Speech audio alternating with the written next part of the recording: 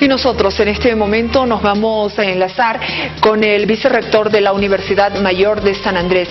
El arquitecto Jorge Sainz ya se encuentra con nosotros para poder compartir algunas de las propuestas tan importantes que se hacen desde la academia y en este caso la Universidad Mayor de San Andrés.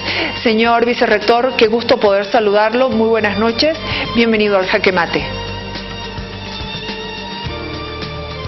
Gracias, Jimena. Buenas noches. Es una grata ocasión para poder conversar sobre un tema tan vigente y tan álgido para el planeta, ¿no? Así es, vicerrector. Si bien la Universidad Mayor de San Andrés ha brindado siempre importantes aportes científicos, de estudio, con todos los académicos, los investigadores, hay una propuesta con la cual me gustaría iniciar esta conversación con usted, vicerrector. Esta propuesta de módulos de aislamiento para enfermos con COVID-19. Tenemos unas gráficas que nos gustaría acompañar esta explicación de su parte y para que el ciudadano a nivel nacional nos pueda acompañar también. Bien, para nosotros es una grata ocasión poder mostrar lo que la Facultad de Arquitectura y la Universidad están en unos módulos que sean hechos en una semana con todo el material nacional y tres aspectos fundamentales. Primero, el módulo de aislamiento para pacientes con COVID-19. Este se ha elaborado a través de la arquitectura. Este trabajo ha sido elaborado porque nosotros debemos dar respuestas inmediatas a la solicitud de esos 80.000 estudiantes que tenemos, que seguramente más adelante van a precisar de espacios para poder ser acogidos y tratados de esta enfermedad que Dios quiera no llegue a precisamente mostrar imágenes de esta alternativa, porque nosotros tenemos distintas capacidades para llevar adelante aquello, pero en principio nosotros tenemos unas posibilidades con algunas carpas que se construyen acá y pues tenemos toda esa alternativa para poder construir inmediatamente con toda la mano de obra que tenemos en nuestro país. Bien, estos módulos cuestan en el exterior alrededor de $4.000. Nosotros estamos haciendo prácticamente por la mitad y con una capacidad para cada módulo para seis enfermos que puedan ser cobijados en una primera instancia en estos módulos. Hay un sistema constructivo, está hecho en base a callapos, que es un material que es absolutamente prescindible en regiones de nuestro país, pero nosotros volvemos a utilizar aquello y con una tarima que se construye en los mercados, nosotros hacemos la base y después elevamos aquello en 3 días. Teniendo el material listo, estaría todo construido en 10 días. Entonces son unos módulos altamente térmicos porque tienen lana de vidrio en los costados, y lo fundamental es que la Facultad de Arquitectura, por ejemplo, propone que estas ventanas de estos módulos sean orientadas al noreste, donde tienen la capacidad de llegar con rayos ultravioletas que prácticamente matan el virus. O sea que es una posibilidad aséptica de estos espacios a través de haber encontrado en la Universidad Mayor de San Andrés esos rayos ultravioletas que ya en los años 50 se habían estudiado y trabajado en Bolivia, pero ahora los volvemos a poner en el tapete para poder hacer nuestra abordo de esto. Entonces ahí tenemos 6 camillas que entran en este espacio. Estos son los callapos que están parados de manera inmediata, rápida. Tienen 2,30 metros de altura, hasta 3,90 en la parte central, y esto se levanta fácilmente en 3 días. Entonces trabajaríamos del estudiantado y también un poco con ayuda de las Fuerzas Armadas para poder levantar estos módulos. Estos son absolutamente aislados, tienen la posibilidad de ser después trasladados a los lugares que se requieran en los distintos espacios que tiene la universidad en el departamento de La Paz o en Bolivia en general. Esa es, digamos, la parte central de esta propuesta, porque la vamos a utilizar en el espacio de fútbol que se tiene en Cotacota. En ese sector nosotros podríamos habilitar este espacio para construir, para tener en la suma de 500 pacientes que pueden ser tratados en este sector. Al mismo tiempo, esto va a ser equipado con algunos elementos de la Facultad de Ingeniería, por ejemplo, los respiradores artificiales. Al mismo tiempo, las mangas de asepsia, tratar a las personas que entren y que puedan espacios. Así mismo, las luces en la noche y distintos institutos de investigación. Tenemos 2 espacios en Cotacota para poder ser utilizados en base a este equipamiento que se va a levantar muy rápido para acoger a todos los miembros de la comunidad universitaria. Este es un gran aporte que está realizando la universidad y no tenemos que importar casi nada, es un 20% de material que importaríamos en el plástico únicamente y el resto es todo tecnología nacional y material nacional. Entonces, esa es una posibilidad. Ahí costaría $3.874 nada más una cabaña para 6 personas, un módulo. Entonces es un tecnológico también que realizamos y que permitirá a nosotros dar espacio en una necesidad imperiosa que se tenga a través de los pacientes que los requieran. Más adelante creo que tenemos también unas otras vistas para mostrar otras alternativas que tenemos en la universidad para poder equipar los que tenemos aquellos. Entonces tenemos 49 carpas con 6 módulos, 294 pacientes y todo esto nada más que va a llegar a costar alrededor de los $100.000 para tener todo equipado y poder. Estamos buscando el financiamiento, tenemos recursos propios que van a ser utilizados en aquello y también con alguna ayuda del Estado seguramente vamos a lograr con este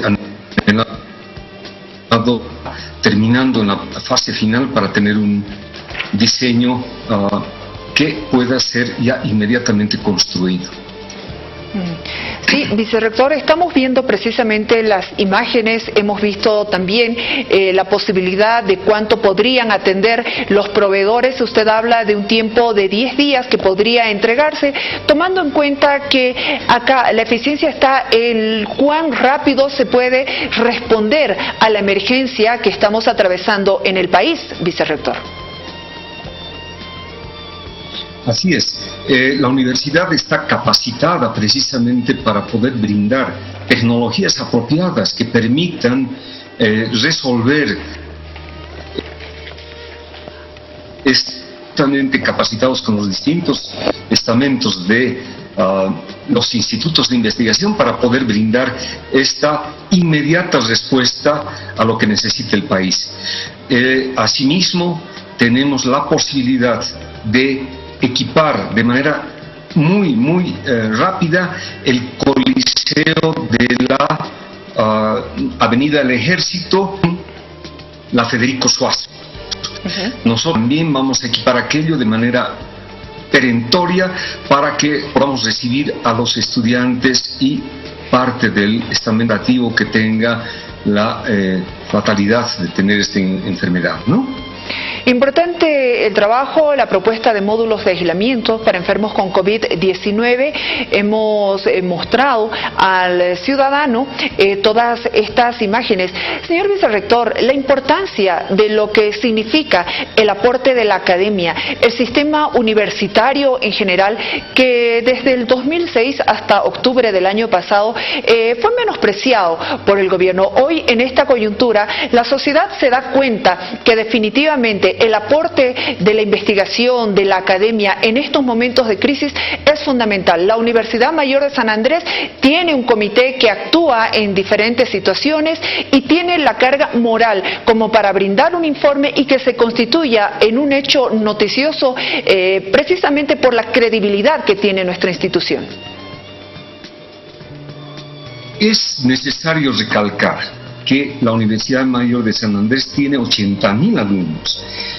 La universidad, en su estamento de directivo, a través de las autoridades, el rector, que componen el honorable Consejo Universitario, no con antecedencia, crear un programa para cerrar la universidad.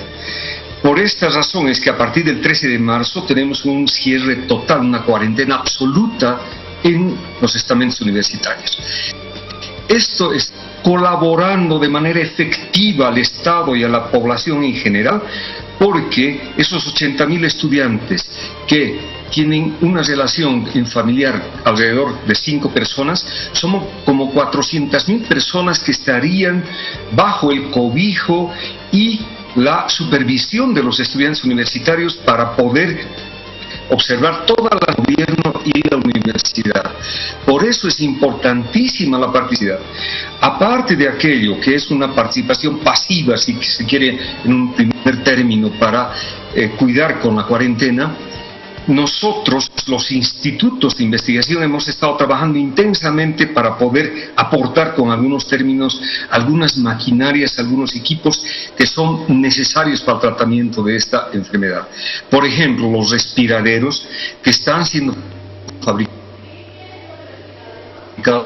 Tenemos las mangas de asepsia que están fabricadas por la Facultad de Ingeniería, la Facultad de Arquitectura está dando toda la tecnología para poder aprovechar los espacios de manera inmediata y con costos altamente competitivos.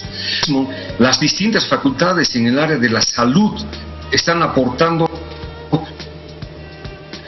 retrotraer algunos estudios sobre las luces y las energías ultravioletas, asimismo también con toda la química que deberíamos ser orientados para utilizar adecuadamente. Entonces la universidad en todos estos aspectos está pudiendo aportar a la opinión pública. Bueno, quiero saludar, sí, lo escuchamos, vicerrector.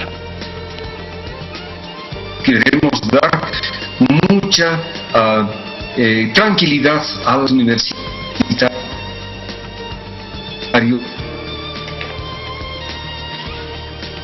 Estamos compartiendo algunas imágenes de vicerrector. El vicerrector de la UNSA, Jorge Sainz, nos está acompañando precisamente mostrando cómo está trabajando la Universidad Mayor de San Andrés. Hay un comité operativo de emergencia que ya ha realizado también un análisis sobre el comportamiento de la enfermedad en territorio nacional, que tuvo como base todo un equipo de monitoreo y evaluación, señor vicerrector. Incluso se está elaborando, tengo entendido, un segundo documento que ofrecerá sugerencias de estrategias para ir levantando la cuarentena escalonadamente, siempre con la intención de equilibrar la seguridad de los grupos vulnerables. Sí, creemos nosotros que la universidad está acompañando toda la ruta crítica de esta enfermedad. Al mismo tiempo, a través de este comité estamos monitoreando el comportamiento de la población y en la regionalización de esta enfermedad y su progresivo crecimiento.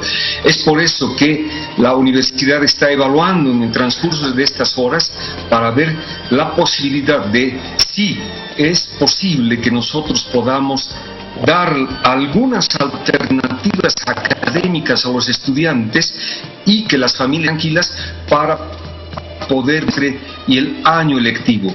Es por esa razón que todos estos estamentos universitarios, a través de los equipos,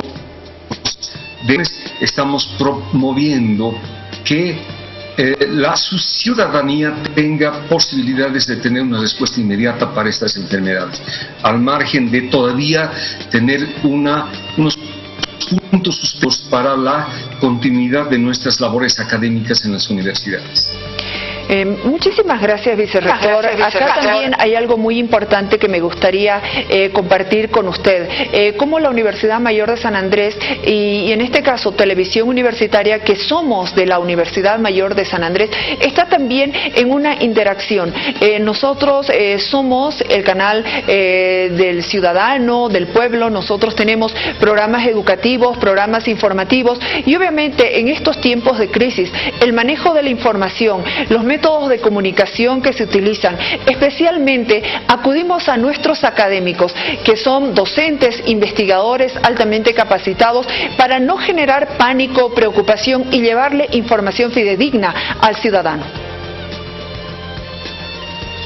Es muy importante la comunicación en este siglo y por lo tanto en este año en La Paz y en Bolivia las TICs, las tecnologías de información social, son tan necesarias porque nosotros, por ejemplo, con nuestro estamento universitario, estamos realizando apoyo virtual en cuanto a su formación profesional. Al mismo tiempo, pues, tenga su reglamento específico para más adelante programar las pruebas pertinentes y al mismo tiempo tener seguramente un avance en cuanto al manejo de lo virtual en Bolivia y en la UNS en particular. Estamos altamente capacitados para aquello. Sin embargo, necesitamos una reglamentación factible para todos tener a tiempo completo para poder realizar sus actividades. Es por eso que la universidad está solicitando a las empresas privadas que tengamos unos paquetes que sean altamente factibles para el estamento universitario y que podamos acudir a esto. El canal universitario es un instrumento de primerísima necesidad. Este programa de Jaque Mate ha sido un elemento fundamental para el país y creemos que en adelante va a seguir. Muchas gracias, señor vicerrector, por acompañarnos. La voz de la Universidad Mayor de San Andrés, nuestros investigadores, nuestros docentes, los estudiantes, como nuestras 13 facultades, los diferentes institutos están contribuyendo también al desarrollo con propuestas y con información. Gracias, señor vicerrector. Nosotros estaremos en permanente contacto con usted precisamente para poder llegar a la población con esta información. Es usted muy amable. Gracias nuevamente por permitirnos este contacto responsable de manera virtual. Cuando nos requieran, en el momento preciso. Muchas gracias, Jimena, y buenas noches. Muchas gracias a usted, vicerrector, el vicerrector de la Universidad Mayor de San Andrés, el arquitecto Jorge Sáenz. Vámonos a la pausa, aguárdenos unos segundos, tendremos importante información con el ministro de Justicia, pero también tome nota, porque vamos a hablar con el doctor Carlos Azurduy, médico boliviano que está atendiendo pacientes de coronavirus en España. Ya regresamos luego de la pausa. Los problemas que surgen en las personas en las situaciones de epidemias tienen sus orígenes en el miedo. Es importante trabajar y poder controlar estas situaciones de miedo. Al mismo tiempo, es importante considerar que para que los problemas sean controlados de forma adecuada, debemos trabajar en los patrones de conducta, en el cambio de hábitos. Regularizar lo que pueden ser las medidas que ya se han mencionado previamente sobre los cuidados que tenemos que tener en nuestra salud. Tenemos que controlar nuestros propios temores, tenemos que evitar las compras nerviosas que pueden provocar desabastecimiento de insumos que son necesarios para la población. Debemos sensibilizarnos y solidarizarnos con la problemática. Tenemos que considerar que no solamente en las situaciones de epidemia, como es en este caso el coronavirus, estamos hablando del virus, estamos hablando de personas que pueden ser infectadas o que están padeciendo esta infección. Debemos solidarizarnos con las personas y debemos tener un cuidado adecuado con nuestra salud para cuidar a las otras personas. También es importante considerar personas que tienen problemas de salud mental previos. Este tipo de situaciones puede descompensar su estado de salud. Por esa razón es importante mantener la calma.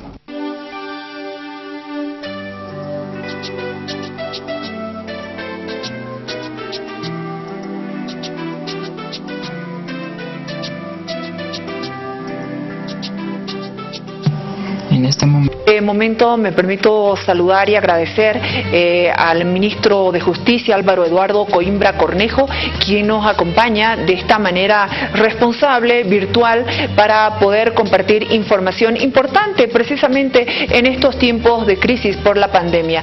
Señor ministro, muchas gracias, bienvenido como siempre al Jaque Mate. ¿Cómo estás, Jimena? Buenas noches, es un verdadero placer estar nuevamente en su programa, bajo otro método, pero siempre ahí compartiendo con usted y bueno, felicitarla por el trabajo que realiza como siempre. Muchas gracias, señor ministro, usted muy amable. Ministro, hoy entre las informaciones que se han brindado desde el gobierno central, me gustaría, por favor, destacar la ley, el decreto, en realidad, de indulto y amnistía para privados de libertad mayores de 58 años y mujeres que tengan uno o más hijos para que puedan abandonar las cárceles. Coméntenos esto porque la situación en las cárceles es dramática, se ha visto que hay hacinamiento y especialmente en estos tiempos de pandemia, lo que se pretende precisamente es evitar o prevenir alguna situación crítica que se pueda dar en las cárceles. Así es, Jimena. Para nadie es desconocido que en nuestro país alrededor del 65% de la población que hoy se encuentra en un recinto penitenciario no tiene sentencia ejecutoriada, vale decir que solo tienen medidas preventivas y que están cumpliendo estas medidas en las cárceles. El otro porcentaje sí tiene sentencia ejecutoriada, pero en algunos casos ya pueden beneficiarse de algún tipo de medida, por ejemplo como el extramuro, para poder salir de las cárceles. Desde Defensa Pública, que es una dependencia descentralizada del Ministerio de Justicia, se ha proyectado un decreto presidencial con dos vertientes. La primera vertiente tiene que ver con la amnistía, que beneficiaría a las personas que tienen detención preventiva, que tienen más de 58 o más años, que no comprendidas dentro de delitos de seguridad del Estado como terrorismo, separatismo, sedición y otros, pero tampoco están comprendidas dentro de los delitos de derechos sexuales, ¿no? Vale decir que los violadores no van a poder beneficiarse con este decreto o con esta amnistía, y tampoco los terroristas y los separatistas. La otra vertiente tiene que ver con el indulto, que aplica a los ciudadanos que sí tienen una sentencia ejecutoriada, pero que en su caso tienen más de 58 años, tienen una enfermedad base y es también por razones humanitarias, que también están excluidos de los delitos que te mencionaba hace un momento. Nosotros ya veníamos trabajando sobre esto, luego de que revisamos el censo carcelario que se hizo el 2019, vale decir un censo carcelario con muchas observaciones que no se adecúa a la realidad boliviana, puesto que se maquillaron varias cifras en este censo. Seguramente el anterior gobierno no quería tener una mala nota ante los organismos internacionales, puesto que en los 14 años no atendió a este sector. Sin embargo, nosotros empezamos a hacer una auditoría de este censo carcelario para determinar la realidad de los recintos penitenciarios. Teníamos como primer salida a este hacinamiento un decreto presidencial que hoy lo estamos presentando con la emergencia, que además viene también como una recomendación de las Naciones Unidas y una recomendación de la OEA respecto al hacinamiento y al sector vulnerable que tiene que ver con el adulto mayor. Esta medida ya ha sido aprobada por el gabinete el día de ayer. El día de hoy ha sido enviada a la Asamblea Plurinacional conforme lo establece el procedimiento. Esperemos que la Asamblea hasta la próxima semana pueda homologar o dar el visto bueno a este decreto presidencial y las personas ya puedan activar este mecanismo para beneficiarse. Nosotros tenemos proyectado que se puede beneficiar hasta 8.000 personas en todo el país. Ojalá que así lo podamos hacer. También está a disposición los abogados de defensa pública, aunque el decreto establece que no es necesario ningún tipo de formalismo. Ellos pueden presentar su formulario firmado solamente por ellos sin necesidad de que lo firme ningún abogado. Nosotros creemos que esto es muy importante como una medida preventiva en el hacinamiento que hay en las cárceles. No vamos a dar una solución estructural, eso es cierto, pero sí es un paliativo para dos temas. Uno, prevenir el coronavirus, y el segundo, tratar de sacarle a los recintos penitenciarios, que todos sabemos que ninguno cumple las medidas dignas ni condiciones para un ser humano. Ministro, precisamente sobre el coronavirus, yo le hago la pregunta a usted como ministro de Justicia. Hemos visto casos muy dramáticos. Con las pandemias sale también a relucir la cara fea de la sociedad, de las personas que son poco empáticas, poco solidarias. Hemos visto cómo médicos, bioquímicos, enfermeras, personal de salud son agredidos o son discriminados en sus diferentes avenidas, ciudades, edificios. Este es un tema que duele porque hay una parte de la población que en este momento está orando por la vida de ellos. Estas situaciones que hablan tan mal de nosotros como sociedad, ministro de Justicia, ¿qué ha pensado usted hacer con todo su equipo para poder, no sé si concientizar, poder tomar algunas medidas más radicales sobre estas acciones? Sí, bueno, hemos estado viendo en las redes sociales que de alguna manera se está amedrentando a aquellas personas más bien que están arriesgando su vida, que están saliendo todos los días en el sector salud a darnos el respaldo, a cuidarnos. En primera instancia, yo creo que todos los bolivianos debemos reflexionar respecto a la labor que están realizando en el sector salud, tanto médicos como todo el personal, que no tiene nada que ver con que si yo vivo en un edificio donde vive un médico me voy a enfermar de coronavirus. Más bien lo que tenemos que hacer es tomar otros ejemplos de otros países y empezar a ayudar a estas personas que están sacrificando prácticamente todo su día y no sabemos si han tenido por lo menos la oportunidad de comer o de salir a comprar sus cosas o hacer trámites que todo el mundo está intentando hacer en el día que le toca salir. Pero por otro lado también están las medidas jurídicas para garantizar que estas personas primero puedan acceder a sus hogares, puedan desplazarse sin ningún dilema, y para eso están las acciones de libertad.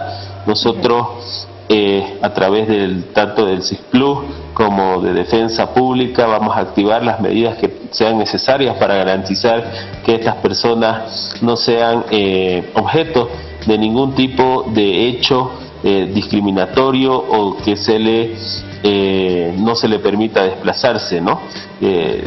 Lo único que nos toca hacer como sociedad es agradecer a las personas del sector salud que están poniendo de todo, toda su voluntad, toda su capacidad para enfrentar esta pandemia, que es un problema de todo el mundo y que con seguridad todos entendemos, somos razonables, somos empáticos, somos solidarios, somos disciplinados, vamos a poder salir en poco tiempo. Señor ministro, he visto que van a colocar manillas electrónicas ya con relación a los pacientes sospechosos y confirmados de COVID-19. Van a colocar unas manillas electrónicas, tengo entendido, para reforzar los controles. Coméntenos, por favor, esta decisión del gobierno. Bueno, en primera instancia, las manillas electrónicas son una política del Ministerio de Gobierno para las personas que tienen detención domiciliaria y que obviamente no pueden salir de sus domicilios y que no cuentan con seguridad o con un guardia policía. Estas manillas están conectadas a un software que a través del GPS establece si esta persona se encuentra en su hogar. Estas manillas tampoco las puede sacar una persona de su muñeca porque tienen una seguridad para eso. Lo que hoy se está evaluando es que estas manillas puedan ser utilizadas en dos áreas, ¿no?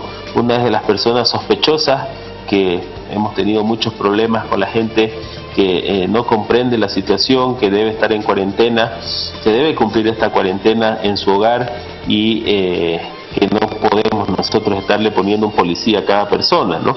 Y segundo, son para las personas, ese 80% de gente que se contagia pero que sí se puede recuperar en su casa, esto con la finalidad de no desestabilizar el sistema de salud, de no colapsar el sistema de salud, porque tampoco es necesario que todas las personas contagiadas tengan una cama en un hospital. Hay personas que pueden pasar esta etapa del virus en sus casas. Esta es una medida que se está evaluando, Jimena, no es una medida que se ha decidido hacerla, porque también tiene un tema administrativo, un tema de logística, un tema también de una proyección de ver cuántas personas vamos a tener en Bolivia, tanto como sospechosas como contagiadas. Hay que ver las posibilidades y la factibilidad técnica de esto. Como te digo, se estaba implementando recién, estábamos en un proceso de adquisición de estas manillas y bueno, lo que se está evaluando con todos los niveles es ver si se lo va a poder implementar. Ojalá que así se dé, y si se da, obviamente la idea es que también participen las entidades territoriales autónomas en la adquisición de esto y que entre todos podamos construir una red en la que podamos tener en tiempo real el lugar donde se encuentran las personas que van a ser vigiladas. Señor ministro, una última consulta. Algunas acciones del gobierno han sido duramente cuestionadas por la defensora del pueblo, Nadia Cruz. Ha cuestionado algunas determinaciones que tienen que ver con aspectos legales, por ejemplo, con temas de justicia. ¿Usted ha considerado en algún instante, y ya lo habría mencionado, tengo entendido anteriormente, que estarían buscando algún recurso para que se pueda dejar sin efecto el mandato de la defensora del pueblo, argumentando que ella estaría haciendo activismo político en un momento de crisis? Sí, Mena, para nadie es desconocido que el anterior defensor del pueblo, el señor Javier Tezanos, era un miembro activo del MAS. Esta señora trabajaba para el señor Javier Tezanos. Y bueno, primero me gusta cuando usted dice que la señora Nadia Cruz habla de legalidades. Lo primero que ella tiene que analizar es la legalidad de su mandato, ¿no? La Constitución Política del Estado establece que el defensor interino debe salir de un defensor delegado de algún departamento. Ella no era defensora delegada de ningún departamento, era simplemente una servidora pública de la Defensoría del Pueblo. Y segundo, el interinato de la señora Nadia nace en abril del 2019. Los interinatos en Bolivia son de 90 días, ella ha sobrepasado ya esta fecha y bueno, todos los actos que ella realiza son nulos de pleno derecho y ya usurpando funciones. Por estas dos instancias es que nosotros vamos a recurrir a las instancias correspondientes para que la señora Nadia sea retirada de este cargo, porque además que lo está manejando que ha llegado de manera ilegal, ella lo está manejando en activismo político. La señora Nadia no se refiere a otros tipos de violaciones en derechos humanos en nuestro país, no ha hecho ningún tipo de intervención anterior a noviembre del año pasado. Su activismo empieza en noviembre hacia adelante, y si ustedes revisan los antecedentes se van a dar cuenta que esta señora antes de noviembre del 2019 estaba escondida, no decía nada en contra del gobierno de Evo Morales, y resulta que ahora es más o menos la paladín de los derechos humanos. Señor ministro, para concluir, todavía se ven algunas personas que están en las calles, que no están cumpliendo la cuarentena. Cuando uno ve a la gente en las calles, siente que uno está en riesgo. ¿Por qué? Porque estas personas pueden contagiar, pueden ser asintomáticos, sintomáticos. Hemos visto la irresponsabilidad del ciudadano. Por favor, señor ministro, estamos hablando de delitos también, el hecho de que los ciudadanos se estén exponiendo al resto de la población a la pandemia. Mena, desde todos los puntos de vista, desde todos los sectores, incluidos los medios de comunicación, que están haciendo un trabajo de concienciación todos los días en sus pautas que realizan, desde el gobierno nacional, desde los gobiernos departamentales, municipales, desde los sectores privados, se está haciendo un esfuerzo tremendo en tratar de concienciar a la población boliviana respecto a los cuidados que debemos tener hacia el cumplimiento del decreto 4200 y hacia la disciplina que debemos tener para sobrellevar este momento. Somos uno de los pocos países que hemos asumido todas las medidas que se deben asumir a temprano tiempo. Sin embargo, como usted bien lo dice, hay gente que todavía no quiere entender esta situación, y lo frustrante en esto, Jimena, es que gran parte de la población, gran parte, un 94-95% de nuestra población está asumiendo de manera estricta la cuarentena, pero por un 5, 4, 3% de personas estamos arriesgando todo este esfuerzo.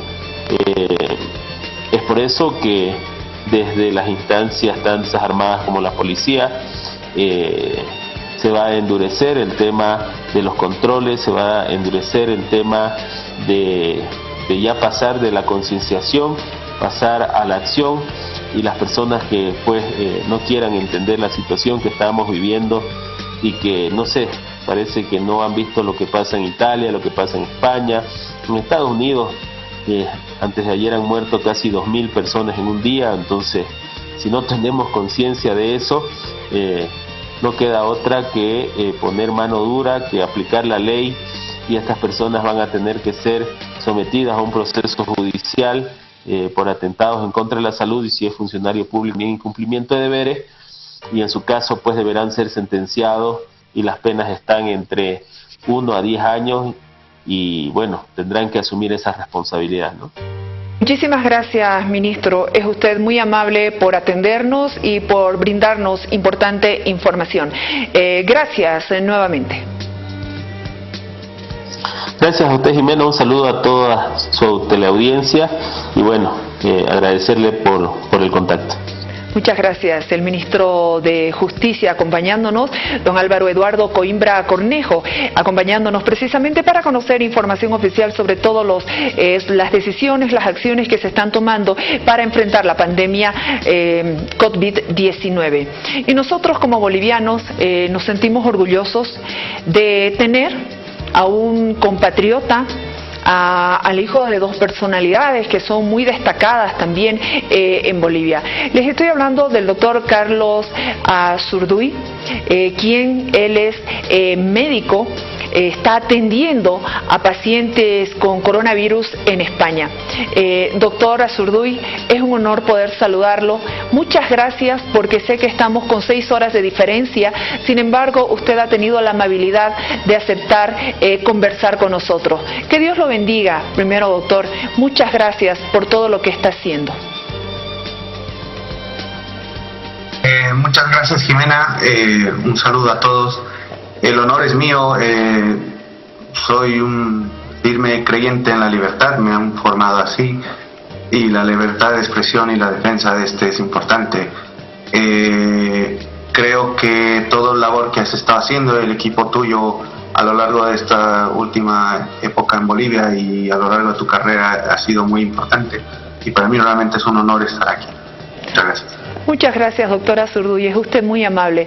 Nosotros viendo desde Bolivia lo que está ocurriendo en España, por ejemplo, vemos que mueren 8.000 personas en un día. Vemos que los casos confirmados superan los 90.000. Realmente es un país que nos afecta porque tenemos una relación muy cercana con España. Tenemos cuántos ciudadanos bolivianos trabajando en España y obviamente saber que usted está en esta labor bendecida, queremos conocer su experiencia. ¿Qué es lo que está pasando en este momento? Cuéntenos, doctor, por favor. Bueno, la situación en España,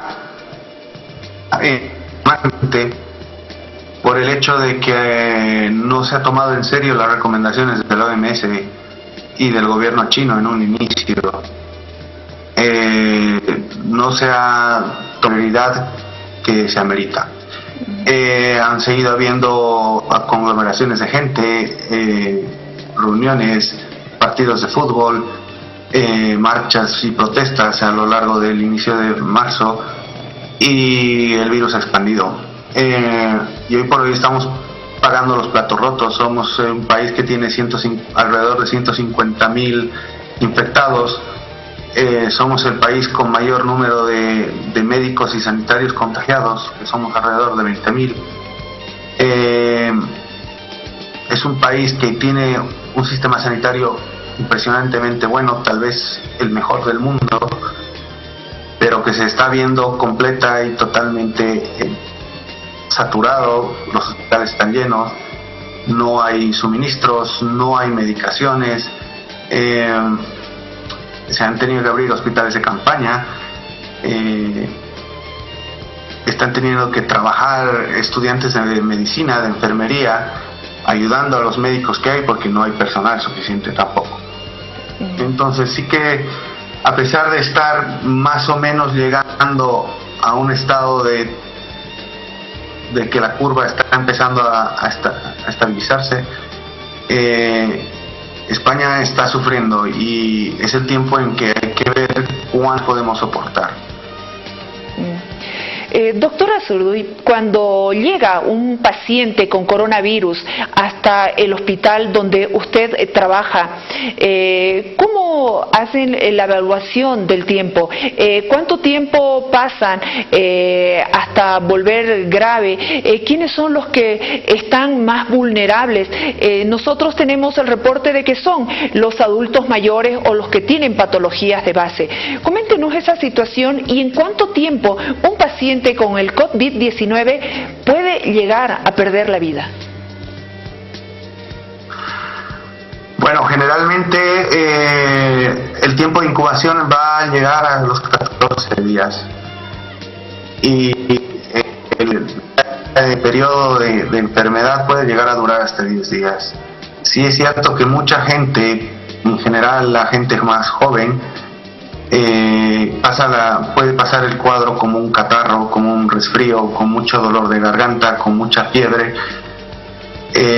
Muchos lo llaman la peor resaca de su vida, que le ha durado 5 o 6 días, o sea, un chaki de 6 días.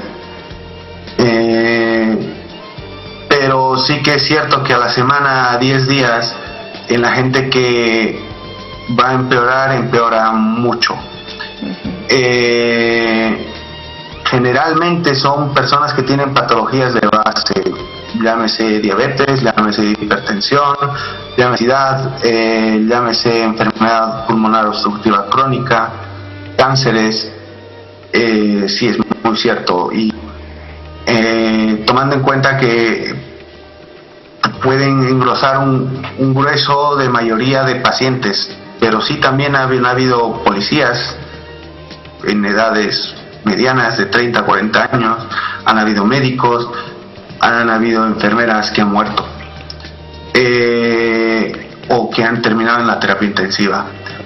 Son los menos, es muy poca cantidad, pero sí, como paciente. Es una enfermedad que hay que saber que es grave, hay que tratarla con la gravedad que merece. Por eso es tan importante el confinamiento. Estaba hablando las preguntas, estaba escuchando antes al ministro de Justicia. Y es muy importante el confinamiento en Bolivia porque el sistema sanitario no está preparado para lo que realmente es vivir esta crisis. No se puede, es muy triste verlo, tratarlo todos los días, y son más o menos las imágenes que estás colgando ahora en la tele. Doctora Son esos la realidad de los servicios de es muy difícil, es duro, es una situación grave. Tal vez ahora se está tratando de estabilizar, pero realmente en España la estamos pasando mal. Doctor Azurduy, tengo entendido que usted está en un hospital de Burgos, está a cargo de un hospital de campaña donde tienen aproximadamente 200 camas para cuidados paliativos. Los cuidados paliativos son prácticamente a quienes ya no responden el tratamiento y a los que prácticamente hay que darles ya las medidas de confort para que tengan un fallecimiento en paz. ¿Así se puede decir, doctor? Un manejo paliativo es no necesariamente ayudar a darle confort a un paciente que va a fallecer o que va a fallecer, sino es de que todo paciente con una enfermedad en la que se haya utilizado todo el arsenal terapéutico posible y probable y que no responda al mismo, entonces se trata de adecuar al paciente y de dar tranquilidad al paciente y de dar confort al paciente para llevar la enfermedad lo mejor posible. Se ha relacionado muy y está a mano con los pacientes con cáncer, pero no necesariamente tiene que ser relacionado a esto. Sí, en el hospital de campaña que se ha abierto en Aranda de Duero hay todo un ala de pacientes paliativos. Son 200 camas que tenemos en total en el hospital de campaña. Y sí, son pacientes que son por distintas características, que ya sea edad muy avanzada, patología muy avanzada, demencias muy avanzadas. No son susceptibles de entrar a una terapia intensiva y con lo cual no son susceptibles de recibir mayor esfuerzo terapéutico. Se opta en medidas más paliativas y tratamiento paliativo. Y sí, muchos de estos pues terminan falleciendo, con lo cual en esa situación se trata de darles confort, sufran y que fallezcan pues de la manera más digna posible. Estamos hablando de un país donde el sistema de salud prácticamente funciona. Doctor, nosotros en Bolivia, usted ya está viendo las noticias, seguramente su familia también le va informando todo el tiempo, pese a que usted le deben faltar horas del día para poder hacer su trabajo. Estamos en un momento en que el contagio pasa a ser comunitario. Y por favor, me gustaría que usted les hable a los ciudadanos bolivianos el riesgo que se corre al estar expuestos día a día, que definitivamente nuestro país no está preparado para una situación como la que se está viviendo de miles de personas muertas por día en España. Esta situación podría tornarse muy crítica en Bolivia si no respetamos lo básico de la cuarentena, de los protocolos con los que se está manejando el coronavirus, doctor. Sí, completamente. Bolivia no es un país que no tiene una atención primaria establecida. No hay una red sanitaria de centros de salud que controlen el total de la población. Hago hincapié en la atención primaria porque es primordial. y creo que los siguientes gobiernos o el gobierno que quede tiene que hacer un gran labor en esto. Tiene que crear una atención primaria, tiene que haber una cobertura sanitaria universal en Bolivia.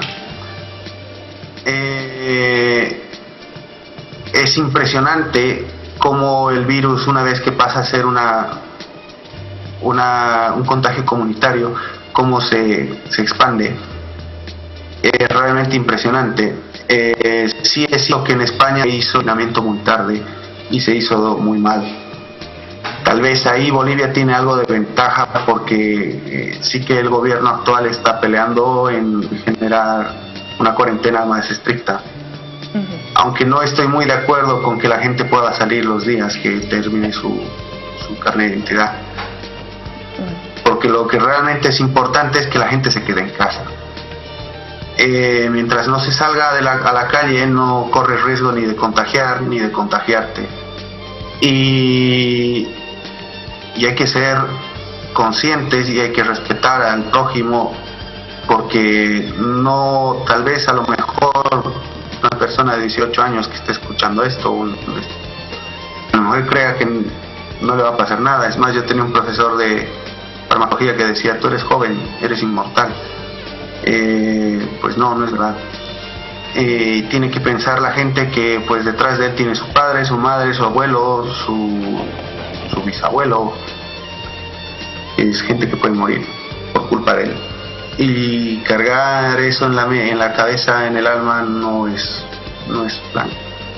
necesario. Es importante que la población respete la ley, respete la cuarentena y se quede en casa. Prevenir las compras, hacer una compra cada 15 días, y realmente salir lo mínimo indispensable.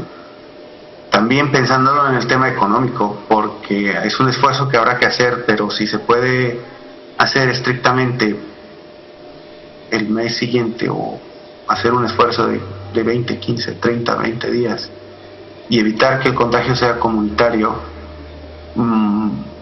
podemos salir adelante.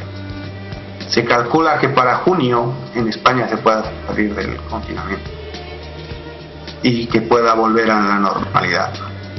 Pero aún tenemos repuntes de la curva, con lo cual cada vez que hay un repunte o cada vez que hay más casos, la curva se va alargando. Entonces, ser conscientes de eso. Gracias, doctora Zurduy, por permitirnos conversar con usted. Le agradezco mucho por todo lo que usted nos está diciendo. Definitivamente nos sentimos muy orgullosos de usted. Y bueno, que Dios lo bendiga, que Dios lo proteja, porque es una situación muy difícil estar como médico atendiendo pacientes de COVID-19. Gracias, doctora Zurduy. Gracias de verdad. Muchas gracias a ti, Jimena. Un saludo a toda la población boliviana y seamos conscientes, quédate en casa.